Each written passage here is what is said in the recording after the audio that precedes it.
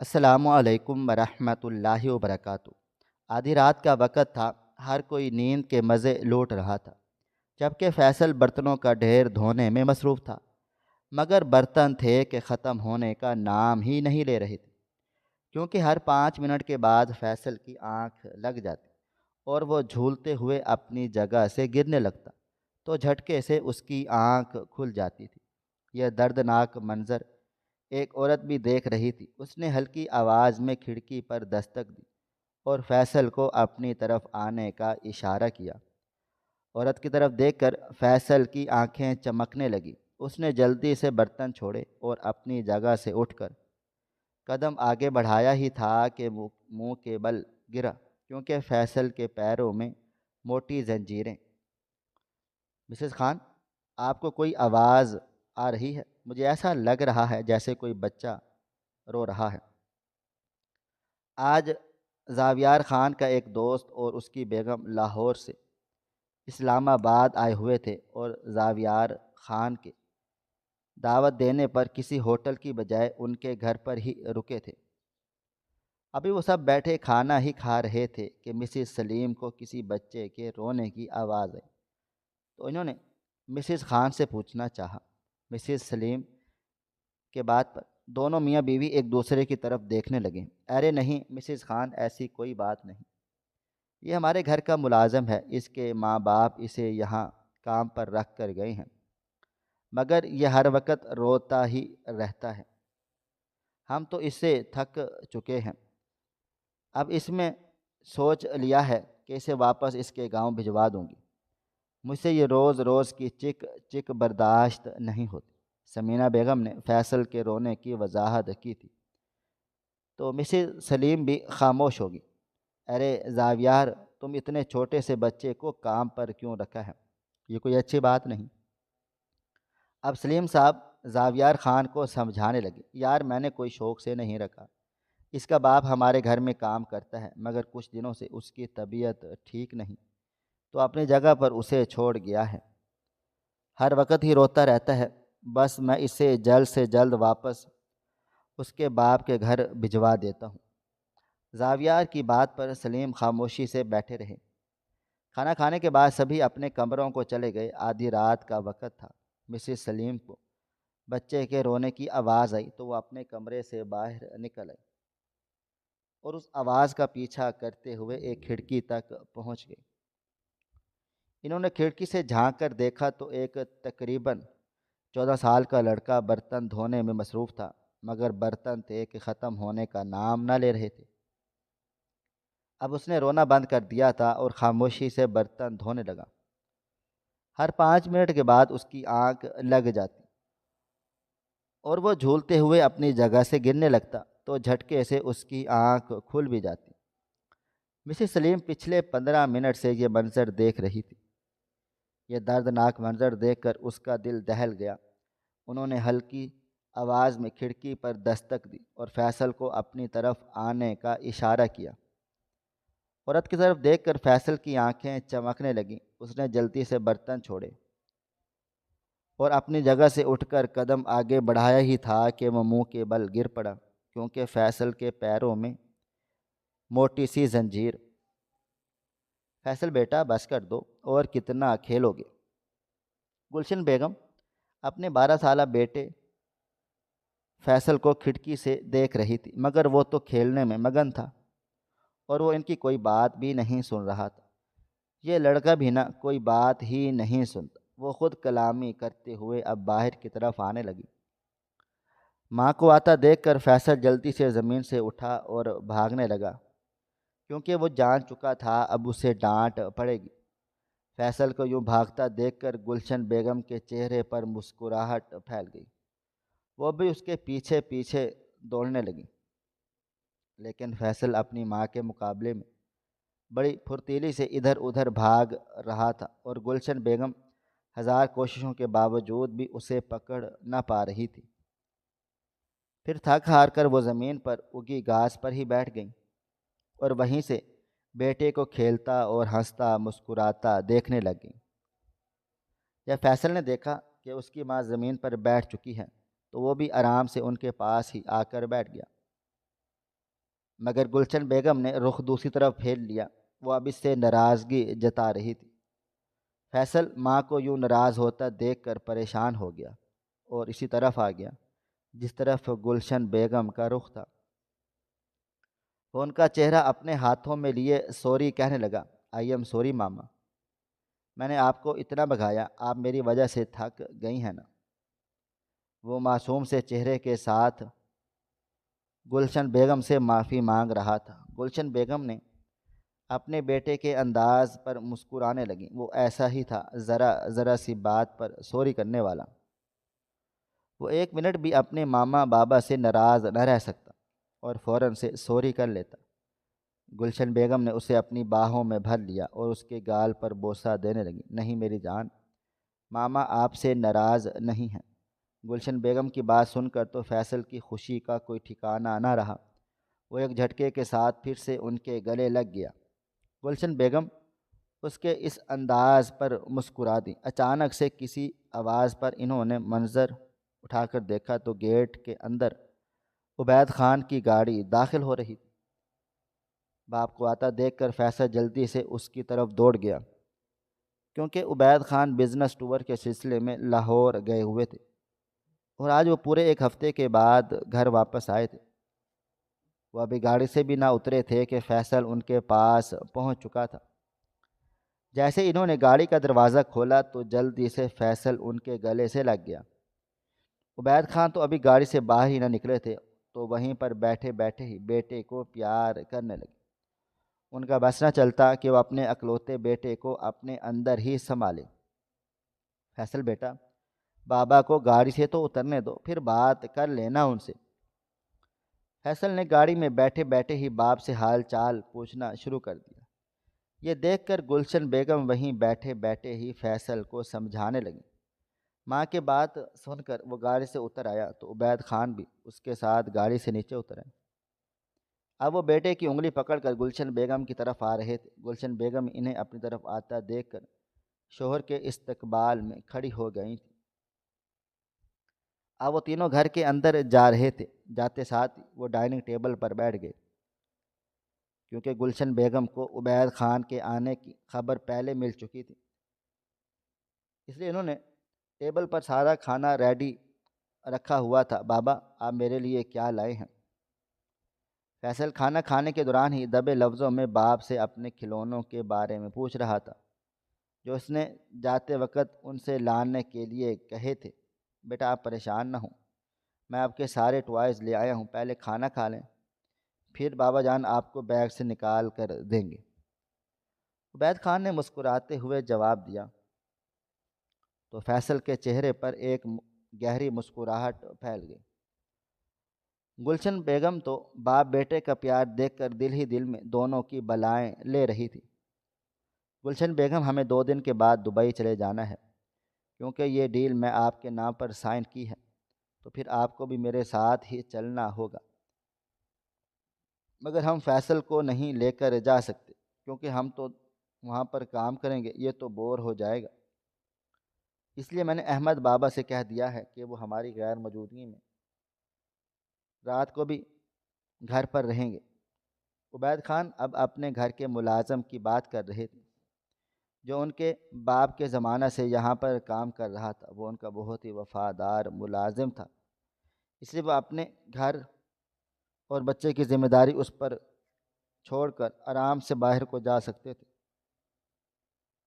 مگر باپ کی بات سن کر فیصل کی آنکھوں میں آنسو آ گئے۔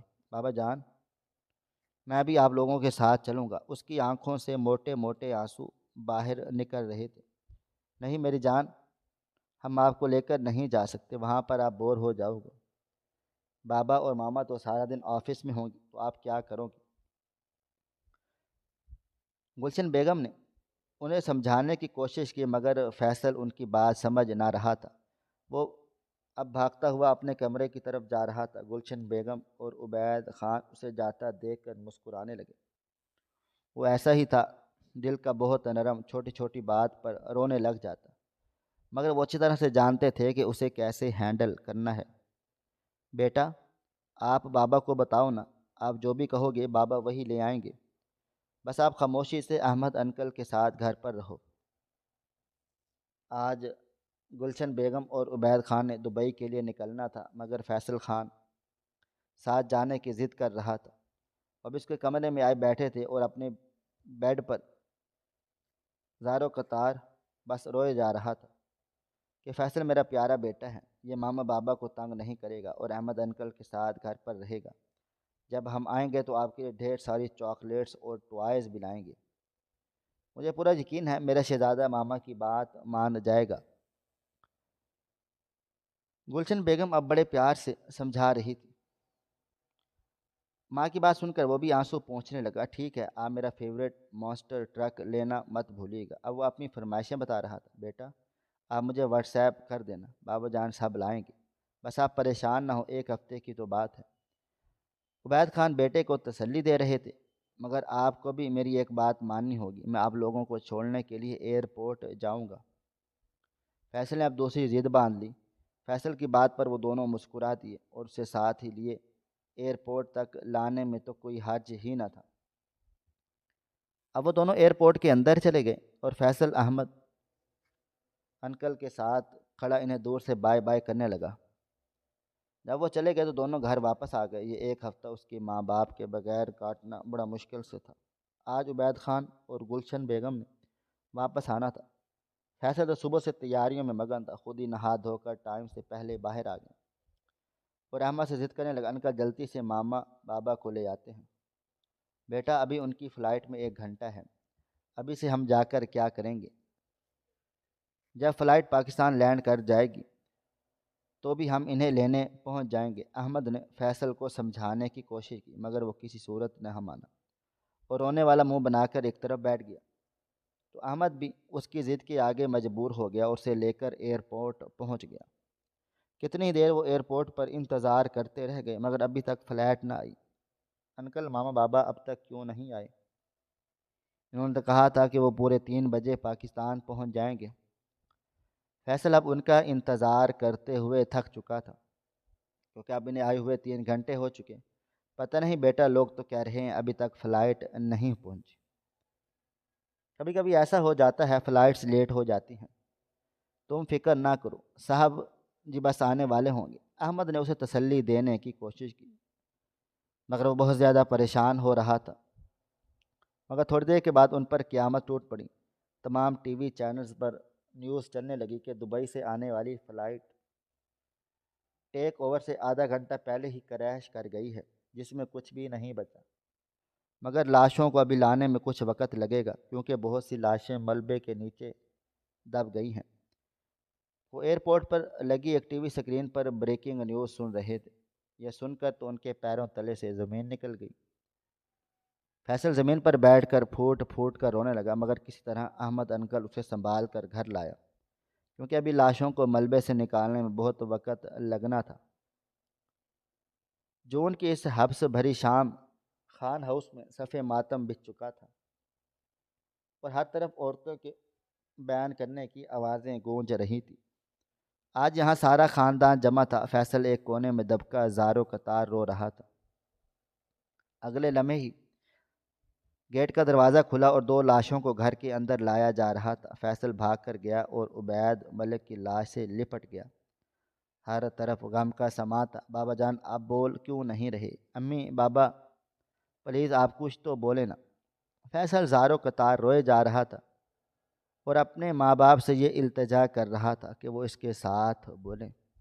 اس معصوم کو کیا ہو گیا تھا کہ اس کے والدین اب ہمیشہ کے لیے خاموش ہو گئے؟ بابا جان پلیز اٹھ جائیں، مجھے کوئی ٹوائز کوئی چاکلیٹس نہیں چاہیے، بس آپ اٹھ جائیں، مجھے اکیلا چھوڑ کر مت جائیں۔ تھوڑی دیر کے بعد فیصل کے چچا اس کے پاس آئے اور اس کے سر پر ہاتھ رکھا۔ فیصل بیٹا مت رو، آج سے میں تمہارا بابا ہوں۔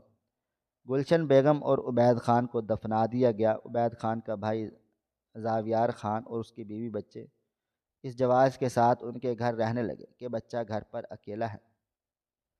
زاویار خان کے مالی حالات کچھ ٹھیک نہ تھے، وہ غربت کی زندگی بسر کر رہے تھے، اس لیے زاویار ملک اور ان کی بیوی کی نیت عبید خان کے دولت پر خراب ہو گئی۔ اتنا بڑا بنگلہ اور جائیداد دیکھ کر ان کی رال ٹپکنے لگی۔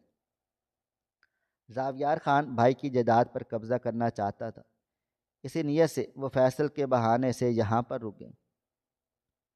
شروع میں تو وہ فیصل کے ساتھ بڑا اچھا برتاؤ کرتے، مگر آہستہ آہستہ ان کا رویہ سخت چلا ہوتا۔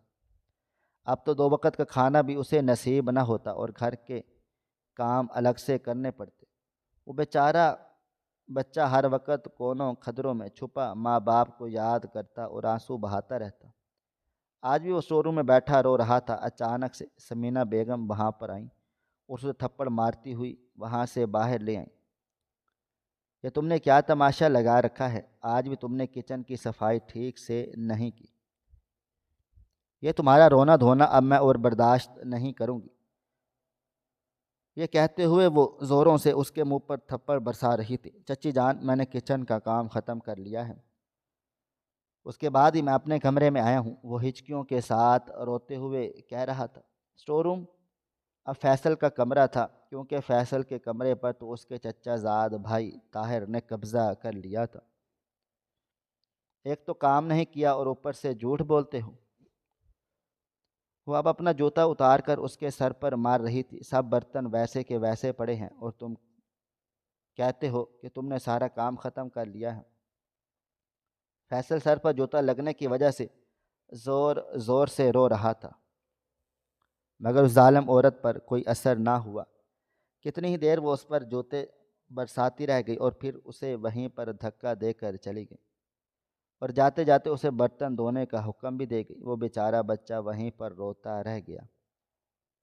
سارا دن سمینہ بیگم اسے پریشان کر کے رکھتی، پھر وہی نہیں بلکہ ان دونوں کے درمیان شرارتی بچے بھی ہر وقت فیصل کو پریشان کرتے اور اس سے اپنا ہر کام کرواتے، یہاں تک کہ اپنے جوتے بھی اس سے صاف کرواتے، اور مگر وہ اب تک نہ کرتا، کیونکہ شروع میں اس نے ایک مرتبہ علی کو جوتا صاف کرنے سے انکار کیا تو اس کی ماں نے اپنی ماں کو بتایا اور سمیرہ بیگم نے اس کی وہ پٹائی کی کہ وہ آج تک بھلا نہ سکا اور انکار کرنے کی ہمت پھر سے اس کے اندر نہ آئی تھی۔ وہ ابھی فرش پر بیٹھا رو رہا تھا، مگر تھوڑی دیر میں اٹھ کر کچن کی طرف جانے لگا، کیونکہ وہ اچھی طرح سے جانتا تھا اگر اس نے تھوڑی ہی دیر میں برتن نہ دھوئے تو سمینہ بیگم کو پھر سے اسے مارنے کا موقع مل جائے گا۔ وہ چپ چاپ کچن میں کھڑا برتن دھو رہا تھا، اس کی آنکھوں میں آنسو بہہ رہے تھے۔ برتن دھوتے دھوتے ہی وہ ماضی کے یادگار لمحوں میں کھو گیا۔ مما مجھے پانی لا دیں، مجھے بہت زیادہ پیاس لگ رہی ہے۔ فیصل اپنے کمرے میں بیٹھا وہیں سے بس آوازیں لگائے جا رہا تھا۔ تھوڑی دیر میں گلشن بیگم جوس کا گلاس لے کر وہاں پر آ گئی۔ فیصل بیٹا، یہ کوئی اچھی عادت نہیں ہے، تمہیں اپنے چھوٹے موٹے کام خود کرنے چاہیے، اس طرح انسان کاہلی سے بچ جاتا ہے۔ وہ بیٹے کو سمجھانے لگی تھی، کیونکہ وہ تو اٹھ کر پانی بھی نہ پیتا، مگر وہ ان کی کوئی بات نہ سنتا، کیونکہ وہ دونوں ماں باپ کا لاڈلا تھا۔ آج بھی اس کی ماں بات پر خاموشی سے مسکراتا جوس پیتا رہا۔ اگلے ہی لمحے وہ ماضی کے خوشگوار پلوں سے نکل کر حال کی تلخیوں میں واپس آ چکا تھا۔ وہ وہیں پر کھڑا برتن دھو رہا تھا، سب کچھ ویسے کا ویسا ہی تھا، اس کا گھر اور وہ خود بھی، مگر اس کے ماں باپ نہ تھے، اور اسی بات کا تو رونا تھا، کیونکہ ان کے نہ ہونے سے اس کی ساری زندگی بدل چکی تھی۔ گھر ویسے کا ویسا تھا، مگر گھر کے مکین اب پہلے جیسے نہ رہے۔ تھوڑی دیر ہی میں وہ برتن دھو کر اسٹور روم میں ہی گیا تھا کہ وہاں پر اس کا بڑا کزن طاہر آ گیا۔ جاؤ اور جا کر باہر سے میرے لیے آئس کریم لے آؤ، اور اس نے آتے ساتھ ہی فیصل کو ایک حکم دیا، کیونکہ گلی سے آئس کریم کی آوازیں آ رہی تھی، مگر وہ خود نہ گیا اور فیصل کے پاس چلا آیا، کیونکہ وہ اپنا کوئی کام خود نہ کرتے بلکہ علی اور طاہر کے سکول کا ہوم ورک بھی فیصل کیا کرتا۔ وہ خود تو سکول نہ جاتا، کیونکہ اس کے ماں باپ کے جانے کے بعد زاویار خان نے اس کا سکول بند کروا دیا۔ وہ نہ چاہتے تھے کہ یہ پڑھ لکھ کر کبھی ان سے جائیداد کا مطالبہ کرے، کیونکہ آج بھی ساری جائیداد عبید خان کے نام پر تھی۔ اس کی وفات کے بعد آٹومیٹکلی فیصل کے نام پر ہو چکی تھی، مگر اس بات کا علم فیصل کو نہ تھا، اور اگر اس بات کی خبر بھی اسے ہوتی تو کچھ کرنے کے قابل نہ تھا، کیونکہ اس کی ابھی اتنی عمر بھی نہ تھی کہ وہ اپنے چچا کے سامنے کھڑا ہو سکتا۔ تھوڑی دیر کے بعد وہ تہر کے لیے آئس کریم لے کر آ چکا۔ اب یہ اپنے کمرے میں جانے لگا۔ پیچھے سے سمینہ بیگم کی آواز آئی، فیصل ادھر آؤ اور میرے پاؤں دباؤ۔ وہ بیچارہ کمرے میں جانے کی بجائے ان کی طرف بڑھ گیا۔ وہ اپنے چھوٹے چھوٹے ہاتھوں سے سمینہ بیگم کے پاؤں دبا رہا تھا، مگر ایک 12-13 سال کے بچے سے کیا ہی زور لگنا تھا۔ ہاتھوں میں جان نہیں ہے کیا؟ ہر وقت تو کھاتے رہتے ہو اور اب یہاں پر ہاتھ نہیں چل رہے؟ بات کرنے کے ساتھ ساتھ سمینہ بیگم نے اس کے منہ پر ایک زوردار تھپڑ بھی رسید کیا۔ 1-2 منٹ کے لیے وہ بیچارہ گال پر ہاتھ رکھے رہ گیا۔ بس کر دو یہ ڈرامے بازیاں، جلدی جلدی ہاتھ چلاؤ۔ سمینہ بیگم غصے سے چلاتے ہوئے ٹی وی کا ریموٹ اٹھا کر لائی تھی۔ وہ ٹی وی آن کر چکی، مگر وہ بیچارہ اب پوری قوت سے ان کے پاؤں دبا رہا تھا۔ گھر کے کام کرتے کرتے اسے صبح سے شام ہو جاتی، مگر کام ختم نہ ہوتے۔ کبھی چچے جان اسے کسی کام پر لگا دیتی تو کبھی طاہر اور علی۔ وہ بیچارہ رات 10-11 بجے جا کر اپنے کمرے میں سوتا اور صبح کی اذان کے وقت ہی کھڑا ہو جاتا، کیونکہ صبح اٹھ کر بھی اسی نے سارے گھر کی صفائی بھی کرنی ہوتی اور دودھ دہی بھی باہر سے لانا ہوتا۔ زاویار خان اب عبید خان کے بزنس پر مکمل طور پر قابض ہو چکا۔ آج سنڈے تھا اور زاویار خان بھی گھر پر تھے۔ ان کی فیملی نے پکنک پر جانے کا پروگرام بنایا، مگر وہ فیصل کو ساتھ نہ لے گئے۔ وہ بیچارہ گھر میں اکیلا قید رہا۔ جاتے وقت وہ اسٹور روم میں ہی بند کر گئے۔ وہ اسٹور روم کے دروازے کے ساتھ لگا بیٹھا زمین پر آنسو بہا رہا تھا۔ آج اسے اپنے ماں باپ بہت زیادہ یاد آ رہی تھی۔ اس کا سارا جسم پسینے میں شرابور تھا۔ پہلے تو اس کے اپنے کمرے میں اے سی لگا تھا، مگر آج حالات اسے یہاں تک پہنچا دیا کہ گرمی کی وجہ سے اپنا سانس رکتا ہوا محسوس ہو رہا تھا۔ اتنی زیادہ گرمی وہ برداشت نہ کر سکا اور اوپر سے اسٹور روم بھی لاک تھا، تو کچھ بھی گھنٹے کے بعد وہ بے ہوش ہو گیا۔ جب وہ سب لوگ پکنک سے واپس آئے اسے آوازیں دینے لگے۔ وہ تو یہ بھول گئے کہ وہ اسے بند کر کے گئے ہیں۔ کوئی کہہ رہا تھا فیصل میرے لیے پانی لاؤ، تو کوئی کسی کو چائے چاہیے تھی، مگر وہ نہ آیا تو غصے سے چلانے لگے، میں جا کر دیکھتی ہوں اسے، اس کا روز کا یہی تماشا ہے۔ سمینہ بیگم غصے سے چلاتے ہوئے اس کے کمرے کی طرف آنے لگی، مگر آ کے انہوں نے دیکھا کہ دروازہ تو لاک تھا۔ جیسے دروازہ کھولا تو سامنے کا منظر دیکھ کر ان کے دل کو بالکل بھی کچھ نہ ہوا، کیونکہ وہ ایک سنگ دل عورت تھی۔ فیصل زمین پر بے ہوش پڑا تھا اور اسے دیکھ کر پھر واپس آ گئی اور آ کر زاویار خان کو بتا دیا، میں نہیں لے کر جانے والا اس کو ڈاکٹر کے پاس، خود ہی ہوش میں آ جائے گا۔ مجھے تو لگتا ہے اس نے کوئی بہانہ ہی بنایا ہوگا۔ زاویار خان نے منہ کے زاویے بگاڑتے ہوئے کہا، ان کا دل ذرا بھی بھتیجے کی محبت میں نہ دھڑکتا تھا، بلکہ وہ تو ہر وقت بیوی بچوں کے ساتھ مل کر اسے ذلیل و رسوا کرتے رہتے۔ ارے یہ نہ ہو کہ لینے کے دینے پڑ جائیں۔ آپ بے شک نہ جائیں، میں تو کہتی ہوں کہ کہیں ڈاکٹر کو ہی گھر پر بلا لے۔ سمینہ بیگم نخوت سے کہتے ہوئے ٹی وی دیکھنے لگ گئی تھی۔ زاویار خان اب باہر کی طرف جاتے ہوئے شاید کسی ڈاکٹر کو کال مرا رہے تھے۔ تھوڑی دیر کے بعد ڈاکٹر فیصل کو دیکھ کر جا چکا تھا۔ دم گھٹنے کی وجہ سے فیصل بے ہوش ہوا تھا، مگر ڈاکٹر نے اسے کچھ انجیکشن وغیرہ لگائے تو کچھ ہی دیر میں ہوش آ گیا، مگر پھر بھی ظالم چچا کا دل نہ پگھلا اور فوراً سے اسے کام پر لگا دیا۔ اب یہ ناٹک بند کرو اور جا کر میرے لیے چائے بنا کر لاؤ۔ وہ بیچارہ جس نے آج تک خود اٹھ کر پانی نہ پیا، اب چولہے پر بھی کام کرنے لگا۔ وہ کچن میں کھڑا چائے بنا رہا تھا، مگر اس کا دماغ وہاں پر موجود نہ تھا۔ فیصل بیٹا یہ تم کیا کر رہے ہو؟ میں نے تمہیں کتنی بار کہا ہے کہ چولہے سے دور رہا کرو، مگر تمہیں سمجھ ہی نہیں آتی۔ اب اگر ہاتھ جل جاتا تو کیا ہوتا؟ فیصل کچن میں کھڑا کچھ بنانے کی کوشش کر رہا تھا، کیونکہ آج ہی اس نے ایک نئی ریسیپی یوٹیوب سے دیکھی تھی، مگر جیسے ہی گلشن بیگم نے اسے کچن میں دیکھا تو دوڑتی ہوئی چلی آئی اور فوراً سے چولہے سے پیچھے کیا۔ یہ کیا کر رہے ہو تم؟ کن خیالوں میں گم ہو؟ اچانک سے آواز پر وہ چونکا۔ وہیں کچن میں کھڑا چائے بنا رہا تھا اور چائے زمین پر گر رہی تھی۔ وہ جلدی سے چولہے کا بٹن بند کرنے لگا، مگر اب چائے گر چکی تھی۔ سمینہ بیگم اندر آتے ساتھ ہی اس کے منہ پر ایک زوردار تمانچہ دے مارا تھا۔ وہ ہر وقت ایسے ہی کرتی تھی، کوئی غلطی ہو نہ ہو اس کے منہ پر ایک زوردار تھپڑ رسید کر دیتی تھی۔ 10 منٹ کے اندر چائے لے کر آؤ ورنہ مجھ سے برا کوئی نہ ہوگا، یہ کہتے ہی وہ کمرے سے باہر نکل گئی۔ فیصل آنکھوں میں آنسو لیے اب جلدی چائے بنانے لگا، کیونکہ وہ اچھی طرح سے جانتا تھا اگر 10 منٹ سے 1 منٹ بھی اوپر ہوا تو اس کی خیر نہیں۔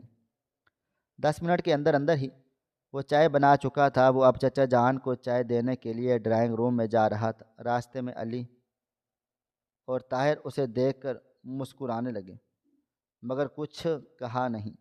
فیصل نے بھی کچھ نہیں کہا اور خاموشی سے چائے لے جانے لگا، مگر اچانک وہ زمین پر گر گیا اور گرم چائے اس کے اوپر ہی آن گری۔ وہ خود بخود نہ گرا تھا، بلکہ طاہر نے اسے پیچھے سے دھکا دیا تھا۔ وہ جل جانے کی وجہ سے بہت زیادہ رو رہا تھا، مگر زاویار خان کو پھر بھی اس پر ترس نہ آیا، بلکہ وہ اسے ڈانٹنے لگا۔ آدھا گھنٹہ پہلے میں نے تمہیں چائے کہی تھی، اب تم لے کر آئے ہو اور وہ بھی گرا دی۔ دفع ہو جاؤ میری نظروں کے سامنے سے، اگر پھر اپنے کمرے سے باہر نکلے تو تمہارا حشر کر دوں گا۔ یہ کہتے ہوئے پیر پٹکتے وہاں سے چلے گئے۔ فیصل بیچارہ زمین پر بیٹھا رو رہا تھا۔ چائے اس کے دونوں بازوؤں اور پیٹ پر گری تھی، مگر کپڑوں کی وجہ سے اس کا پیٹ تو نہ جلا، مگر اس کے دونوں ہاتھ اور بازو مکمل طور پر جل چکے تھے۔ اب وہ روتا ہوا اپنے کمرے کی طرف جا رہا تھا، مگر اندر جا کر بھی کیا ہی کر لیتا، کیونکہ اس کے پاس کوئی دوائی موجود نہ تھی۔ وقت گزرتا گیا اور وہ سب اس پر ظلم کے پہاڑ توڑتے چلے گئے۔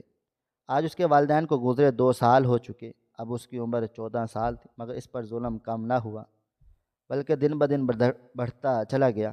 اب اس پر اور بھی ذمہ داریاں ڈال دی گئیں۔ کھانا بھی پھر وہی بناتا، اس کے بعد برتن بھی وہی دھوتا۔ سمینہ بیگم نے اب تک کوئی ملازمہ نہ رکھی، کیونکہ وہ سمجھتی تھی کہ ایک ملازم ان کے گھر کے لیے کافی ہے۔ وہ اپنے پاؤں سے زنجیر نکالنے کی ناکام کوششیں کیے جا رہا تھا۔ مسز سلیم وہیں کھڑے اسے دیکھ رہی تھی۔ جب انہوں نے دیکھ لیا وہ خود کو زنجیر سے قید نہیں کروا سکا تو کھڑکی کے باہر کھڑے اشاروں میں کچھ سمجھانے لگیں۔ شاید وہ اسے کہہ رہی تھی کہ وہ اس کی مدد کریں گی، ابھی وہ صبر کر لے۔ فیصل بھی ان کی بات سمجھ گیا۔ وہیں پر بیٹھے بیٹھے فیصل نے 2 سال کی داستان بھی سنا دی۔ یہ سن کر مسز سلیم کے رونگٹے کھڑے ہو گئے کہ کوئی چچا بھی اپنے بھتیجے کے ساتھ ایسا کیسے کر سکتا ہے۔ آج سے 2 ڈھائی سال پہلے وہ بالکل ہی آس امید چھوڑ چکا تھا کہ وہ اس قید سے کبھی آزاد ہوگا، مگر آج اس کے دل میں ایک امید کی کرن جاگی تھی۔ ارے مسز سلیم، آپ اتنی جلدی جاگیں؟ آپ نے واپس جانے کی تیاری بھی باندھ لی؟ آپ نے تو کہا تھا کہ آپ 3 دن کے لیے لوگ آئے ہیں، مگر ابھی تو 2 دن ہوئے ہیں۔ سمینہ بیگم ابھی مسز سلیم کے کمرے میں آئی تھی، جو اپنا بیگ پیک کر رہی تھی۔ انہیں بیگ پیک کرتا دیکھ انہوں نے کچھ تعجب ہوا، اس لیے ہی سوال کر بیٹھے۔ جی مسز خان، وہ ہمارے گھر میں ذرا ایمرجنسی ہو گئی ہے، اس لیے ہمیں آج جانا ہوگا، انہوں نے مصروف سے لہجے میں مسکراہٹ کے بغیر جواب دیا۔ یہ دیکھ کر سمینہ بیگم کچھ حیران ہوئی تھی، کیونکہ یہ تو وہی مسز سلیم تھی جو بہت زیادہ ہنس مکھ اور ہر کسی سے پیار کرنے والی تھی۔ اب تو ان کے ساتھ اس طرح بات کیوں کر رہی ہیں؟ مگر پھر سمینہ بیگم نے اپنا وہی وہم سمجھ کر بھلا دیا۔ ناشتہ کرنے کے بعد وہ وہاں سے نکل آئے، لیکن وہ گھر نہ گئے بلکہ سیدھا پولیس اسٹیشن چلے گئے۔ مسز سلیم نے سلیم صاحب کو ساری بات بتائی تو انہوں نے بھی بڑا تعجب ہوا کہ زاویار خان ایسا بھی کر سکتا ہے، کیونکہ آج سے تقریباً 1.5 سال پہلے ایک میٹنگ کے سلسلے میں ان سے ملاقات ہوئی تھی۔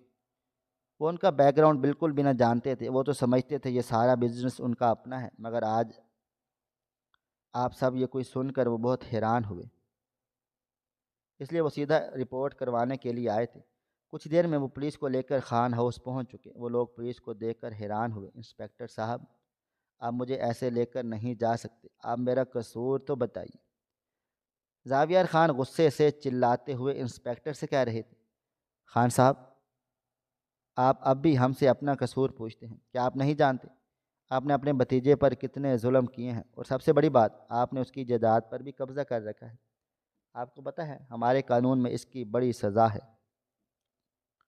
اسے گھسیٹتے ہوئے ہتھ کڑی لگا کر جا رہے تھے۔ سمینہ بیگم بھی بچے پر ظلم کرنے کی وجہ سے کوئی سال کی قید ہوئی، مگر زاویار خان تو لمبا عرصہ قید میں سڑتے رہے، کیونکہ انہوں نے ایک یتیم کی جائیداد ہتھیائی تھی۔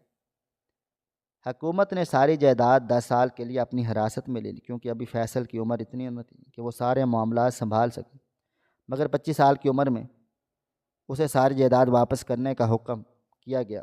وہ اپنے گھر میں اکیلا نہ رہتا، کیونکہ ان کا پرانا ملازم انکل احمد بھی واپس آ چکا، جسے زاویار خان نے نکال دیا تھا۔ فیصل نے اپنی پڑھائی پھر سے شروع کر دی۔